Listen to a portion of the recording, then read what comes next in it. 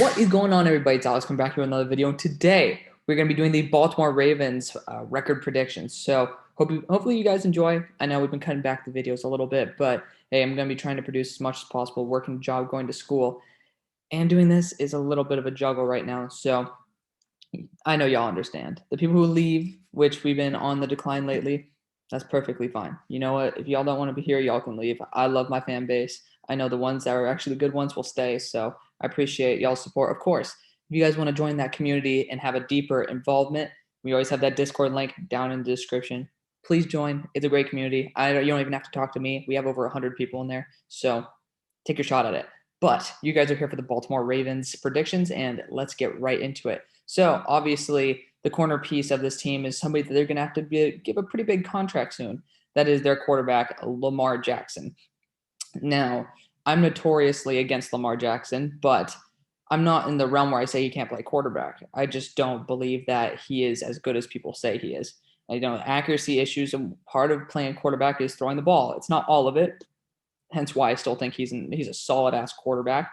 You know, there's nothing wrong with him apart from his accuracy. Like, his decision making isn't shit. It's not like I'm like, oh wow, he could have made 10 better reads right there than the one he made.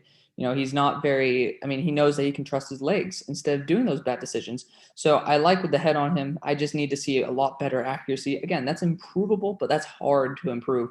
I think people saw what Josh Allen did, and they just really thought that that was going to be a commonality. And I think that's why people love Trey Lance so much too. Trey Lance has that potential, but there's certain things that, like, improving mechanics, improving accuracy is not as easy as it seems. So I hope Lamar Jackson can do it. Even as a Steelers fan, I still hope he can, because he is one hell of a fun player to watch. I remember back when he was getting drafted, I wanted the Steelers to pick him up. I was like, there's no way he falls to the Steelers. Then he falls to the Steelers, and I don't know if that's the year Terrell Edmonds was taken, but if it was, or if it, yeah, I would just be like, ooh, ouch. Yeah, but I've always been a fan of Lamar Jackson's talent. I just think that this top 5 quarterback hype, ridiculous. Before Deshaun Watson's issues, I would have sent off Lamar Jackson immediately, also because they're going to be commanding the same contract. And I believe Lamar Jackson's a little bit more, he's a little bit less of a quarterback, in my opinion, than a guy like Deshaun Watson, where to make it more clear, one terrible leg injury to Lamar Jackson could derail his entire career, because I don't think he can rely solely on passing, where I think Deshaun Watson has that extreme arm talent that he just pinpointed everything down to a T, and I love it. But we're nitpicking right there. Lamar Jackson is a top 10 quarterback in the league. People just hear me say that I'm not a huge fan of him, and the reason is just because people think he's like one of the best, and I'm just here to say, if you're one injury away, everybody's one injury away, but if you're one injury away from possibly never being able to get anywhere close to where you were, that's scary to me. That means you're pretty much one-dimensional medically. But regardless, we're going to talk about the receiving core, which was extremely revamped this year. Got Rashad Bateman, Sammy Watkins, Tylan Wallace, all brought in this year. So 3 really big pieces that could work here, not to mention Marquise Brown, nice deep threat right there. Devin Duvernay, my crush of last draft. And then, of course, James Prochet, excellent returner out of SMU. So, they have a really, really good wide receiver core. Deion Kane is a guy who I'm a big fan of, especially when he was on the Steelers. This is a good squad, really good squad out here. You can even talk about Benjamin Victor, who I believe might be from Ohio State a couple of years ago. He was still very solid as well. They have a good wide receiver core. And again, this is where I'm going to say it. I think the reason they haven't been achieving that much is because you have some short-ass dudes with a guy who is not very accurate. And it's not Lamar Jackson's fault. Honestly, in my opinion, it's the Ravens' fault for drafting a best player available, but not the best player for the team available. I think it was the best guy on the board available, because Marquise Brown is a stud. You get a guy who can hit him pinpoint. There's videos, there's whole compilations of Lamar Jackson missing wide open Marquise Brown. Devin Duvernay, he literally has Sam Ehlinger, who doesn't have really any range whatsoever, but he was able to hit him and then use him after the catch. And finally, he has guys like Tylan Wallace on the squad, Rashad Bateman, who have been able to bail out their quarterback. So unfortunately, as a Steelers fan, I think that the Ravens are going to be doing a pretty damn good job this year. But continuing on the tight end group, it's pretty damn solid as well. You got Mark Andrews here, Nick Boyle, really solid. Josh Oliver, has not lived up to the hype whatsoever, but he's sitting at third tight end on the squad rather than number one or number two. So there's a lot of room to grow, especially under Mark Andrews, who's still really young, and that's going to be a nasty contract. It's going to be a really nasty contract to have to revamp this year. So you never know. Mark Andrews might not stay because cap is starting to get a little bit tighter as the years go on. Tony Poljan as well, sleeper tight end out of Virginia. I think that PFF just loved him. So, this is a good squad, really good squad. Imagine if they had Darren Waller, right? But let's look at the offensive line, and then we can, we'll just peek at the running backs really quick. You got J.K. Dobbins, Gus Edwards, Justice Hill, all solid. Nothing. I think J.K. Dobbins does have number one running back potential, but maybe his ceiling's capped. In my opinion, his ceiling's pretty capped. So, I mean, he's still a really good back. I believe he was my number two running back last year, and he did look, honestly, in my opinion, better than Charles. I'm bugging on his name. Clyde Edwards-Helaire. He was, I mean, Clyde had those peaks, but he also had a lot of valleys, and I think Dobbins was a little bit more consistent in his play. That's just me, though. But let's look at the offensive line. You got Ronnie Stanley here, arguably the best tackle in the NFL. And I don't know when he's going to be back this year, but he had a monster extension, and for a good reason. He's an excellent tackle. Big fan of him. They got Adrian Ely here, who, I mean, for me, that's a really good pickup. As I believe he was a UDFA. So good job by them. They have Andre Smith there, who it's okay. Losing Brown hurts a lot, and they did actually pick up Villanueva. Okay, I just wanted to make sure about that. I didn't get the details because Twitter gets a little bit insane, but they have Villanueva as well. So they got the tackles fixed. I don't think Villanueva is the best option, and he is definitely not used to a mobile quarterback. We'll see how that works, but you never know. He is 6'8". He's one hell of a hard worker, and he's always just willing to put his head down and work his ass off. So, you know what? Cheers to him for that. Let's look at the offensive line still. You got Zeitler there. Excellent pickup. Big fan of that. And then you got trying to think of who the other guard is. You got Ben Cleveland here as well. Excellent pickup. I mean, you guys had some very, very good pickups in this draft. So big fan of what you guys have done. Center leaves a little bit to be desired. You guys can clarify that for me. But I'm pretty sure Bradley Bozeman, if I'm not mistaken, could play center as well. I'm not 100% confident in that, but Ben Cleveland's okay.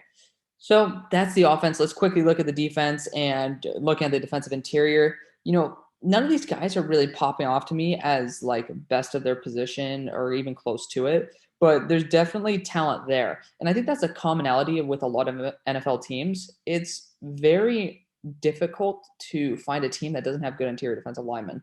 And we see this every single year. PFF says don't draft one usually in the first round because they are pretty much replaceable. They're a dime a dozen. You'll find a guy in the fifth round who pops off, right?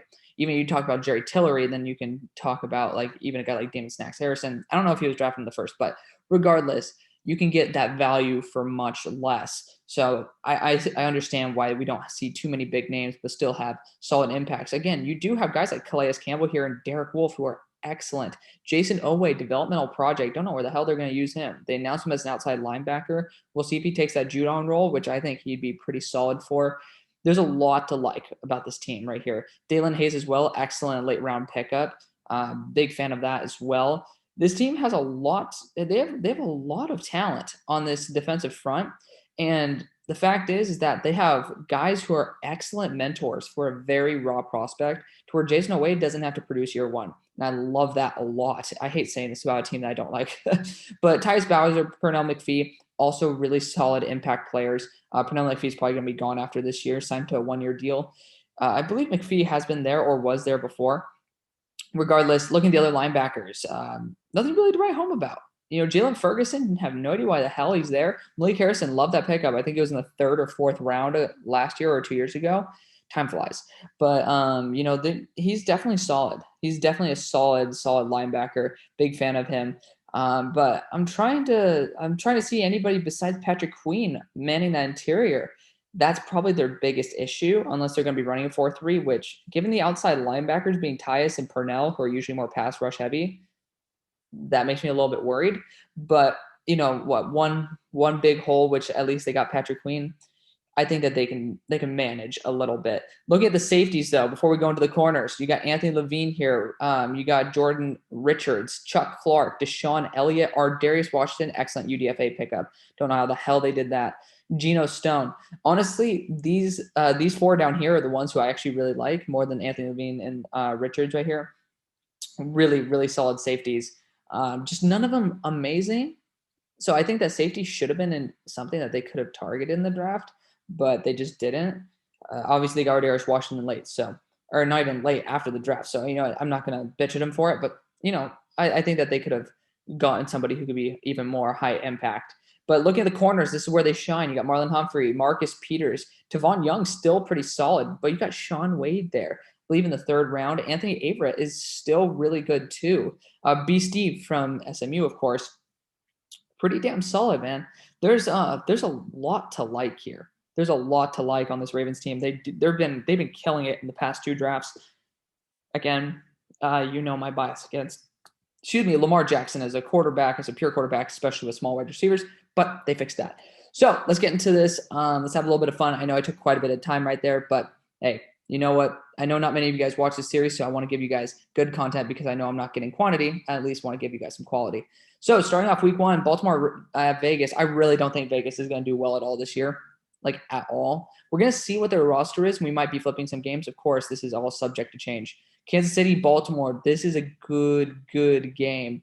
And it really depends on A, how Baltimore's pass rush is, but also B, how good Kansas City's is. Because again, Villanueva, I've always thought of him as the weak link on that offensive line. Even with Chukuma Okorafor, I still felt like it was almost as bad as Chuck's, right? So I think that, I don't really believe that you can replace Orlando Brown, which, by the way, Orlando Brown's not on the Chiefs. With that, I think that Kansas City can sneak a victory right there. Detroit, I'm not even going to talk about that. But they go to Baltimore, and Baltimore has an elite pass rush, right? They have an excellent pass rush. They have an elite secondary. The problem is Drew Lock, but they do have a solid-ass run game. I'm calling upset in Mile High solely because of that secondary being nasty. They have some solid linebackers who are good at stuffing the run, and that's going to be putting like a weird upset right there. I hate Drew Lock with a passion, but I still think that defense with Von Miller coming back, holy cow. It's going to be an elite defense right there. So be on the lookout because even Teddy Bridgewater can lead this team to victory. Indianapolis going to Baltimore. This is going to be a good game because Indy, they do have a solid offensive line. They got Fisher, actually, speaking of the Chiefs, as their left tackle, which is wonderful. Hopefully he's going to be fully healthy. I'm not sure if he was the one with the back injuries or not, but regardless, they have a fully loaded offensive line. They have Carson Wentz again. This is going to be all projection with Indianapolis. Really damn good run game. They brought back Marlon Mack for fuck's sake, right? They have a solid wide receiver core. Their defense is totally revamped. They went defensive end a couple times, which is, Kwity Paye's excellent. I was a huge fan of that pick, but Deo in the second round was a big misfire to me. They had some holes where I really questioned it a little bit, the picks, but I think Baltimore, they have an elite secondary in terms of their corners. So I think that's going to be able to get Carson Wentz a couple times. Still going to be getting used to playing starting quarterback again. Chargers, Baltimore. This is going to be a fun one because the Chargers have a pretty damn good offensive line now. Still have a couple holes, if I'm not mistaken. That's why I'm doing their division next. And then obviously Baltimore has a pretty solid pass rush. And I don't think the running game is as good for the Chargers. I think Justin Herbert's still going to be able to light it up. He's going to do an excellent job this year. I honestly just think you need to have a little bit more. I know that a lot of people like this Justin Jackson guy and Kelly as well as backups, but they're backups, right? You don't have that Melvin Gordon punch anymore. You don't have a true number one running back, two number one running backs in that backfield, which is kind of, in my opinion, what you need in the modern NFL. I think Baltimore is going to beat them, and you guys know me. I think LA is a super. I know the pass rush will probably be able to get to Lamar Jackson, but I think that they are Super Bowl contenders, and I'm giving the game to Baltimore. Cincy, again, people are getting pissy about Cincy. I'm like, dude, I gave them 7-10 record. Like, yeah. I think that that's perfectly valid. The offensive line is super raw. Baltimore is really good at utilizing their defense to every capability. I think that they'll be fine. They'll be fine. And then I don't know, people are on a high on Minnesota for some reason. They have a solid wide receiver core, an okay offensive line. They lost Reef and replaced him with Darsaw, who, I mean, I'm a fan of Darsaw, but I don't know if he's going to be a day one impact the way people think he will be. Wyatt Davis as well, extremely raw. I don't think either of them are going to be quality day one. I think that Darsaw year two is going to take a big leap personally, but I don't really have that much faith in Wyatt Davis. He was easily the weakest link on that offensive line. Regardless, though, I'm not going Minnesota because I might be, but man, Baltimore's coming off a bye. I think Baltimore gets it, and they're going to be on a short week going against Miami, who will probably be also on a short week. But you're in Miami.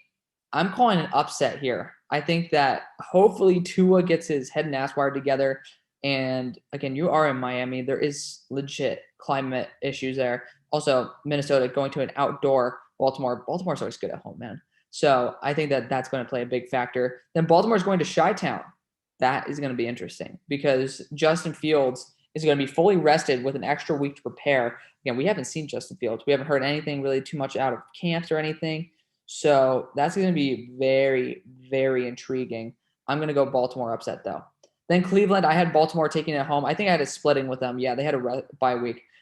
Pittsburgh and Baltimore always like split for some reason. They just always do. And if they don't, it's usually like one game's really damn close. So I'm just giving them the benefit of the doubt that it's going to be a split game. This division always splits because they are all really damn good against each other. There's excellent coaches everywhere. Again, I gave Cincy credit where credit's due. I think Green Bay going to Baltimore, though, I think Baltimore actually takes it, funnily enough. I think there's going to be an upset right there, upset opportunity, and I think it happens. Los Angeles going to Baltimore. That is an interesting one, right? So, like Los Angeles, I don't have that much faith in them. Like, I seriously, you lost your starting center in Austin Blythe to the Kansas City Chiefs. Unbelievable what Kansas City did. And then you also, I mean, Matt Stafford's an exponential upgrade. Sure, definitely. I just don't have, for some reason, I just don't have that faith in them. I really don't. I think Lamar Jackson's going to be turning the Jets on as he goes into the playoffs and then beating Pittsburgh because they're going to be realizing like, oh, damn, we're 9-6 right here. We're on the outside of the playoffs. They're going to be jumping to the top of their division. I think everybody saw this coming. Yeah, I mean, Cleveland right now is out of the playoffs, but I mean, we haven't even done anything else in the entire conference for the most part. So let me know what you guys think. I want to thank you guys so much for watching. I really appreciate it. I'll see you on the far side. Peace.